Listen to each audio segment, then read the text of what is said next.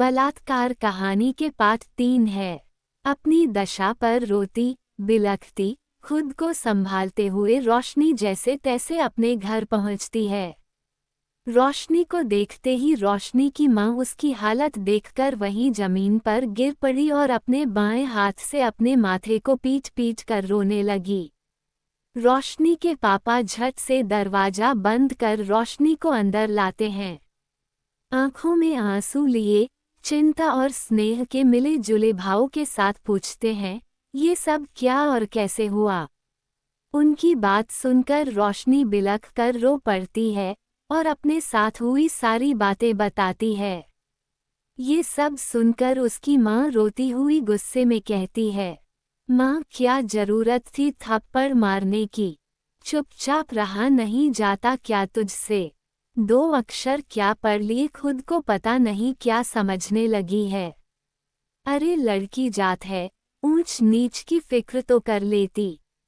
अपने पति की तरफ देखकर ये सब आपके प्यार का नतीजा है। बोला था मैंने मत डालो इतने बड़े कॉलेज में, पर आप दोनों ने मेरी एक ना मानी। अब समाज में बिरादरी में क्या मुंह दिखाएंगे, सब तो इसे ही गलत कहेंगे।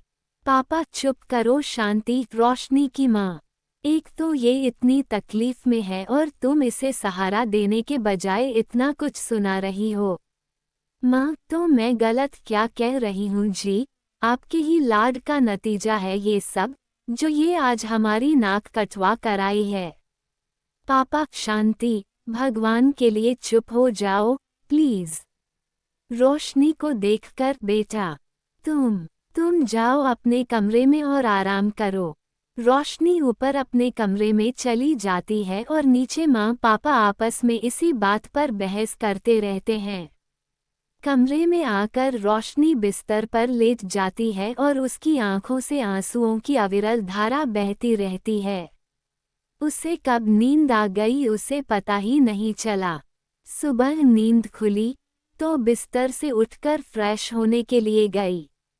वहां वॉशरूम में लगे आईने में जब उसने अपना अक्स देखा तो बीती शाम का दर्द हरा हो गया और वो वहीं टूटकर रोने लगी। उस दिन रोशनी कॉलेज नहीं गई। पूरा कॉलेज सोच में पड़ गया कि जो रोशनी आज तक एक भी क्लास मिस नहीं की फिर उसे आज क्या हो गया। पर ये बात जल्द ही जंगल की आग की तरह फैल गई, न सिर्फ कॉलेज में बल्कि आस पड़ोस में भी। और अब बातें बनने लगी, अरे रहती तो ऐसे थी कि जैसे दुनिया भर में इससे शरीफ तो कोई लड़की ही न हो। जरूर इसी ने उकसाया होगा वरना इसे कौन पूछता है। कितनी चालू है ये लड़की, हमने तो कभी सपने में भी नहीं सोचा था।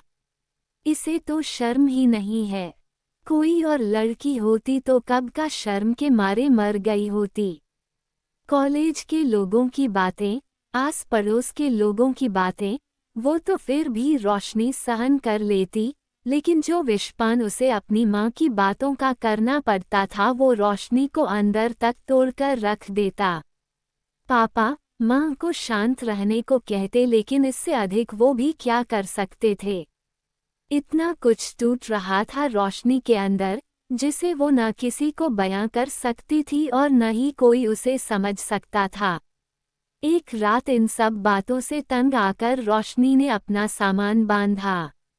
अपने माँ पापा के कमरे में आकर मौन अलविदा लिया और आंखों में आंसू लिए चुपचाप रोशनी गायब हो गई उस शहर से। कहानी के पार्ट 4 के लिए हमें फॉलो जरूर कर लेना।